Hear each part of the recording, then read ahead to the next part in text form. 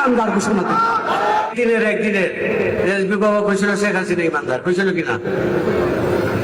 আর এই তারেকুর রহমান সরকার অল্প সময়ের গবেষণায় উনি তৈরির ছুটি মঞ্জুর করেছে।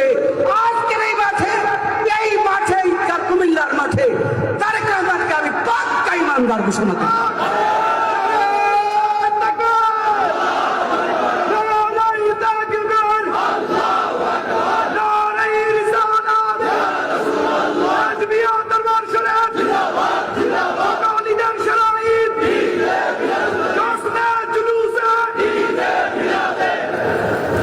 সকলে বলি আলহামদুলিল্লাহ। আমরা একটু দোয়া করবেন, একটু যদি দেশের জন্য সুযোগ পায়। তার বাবা ছিল দেশপ্রেমিক, নামটা কি ছিল জানি? জিয়াউর রহমান, মরহুম জিয়াউর রহমান সাহেব, সে অত্যধিক পল্লী বন্ধু এবং দেশপ্রেমিক ছিল।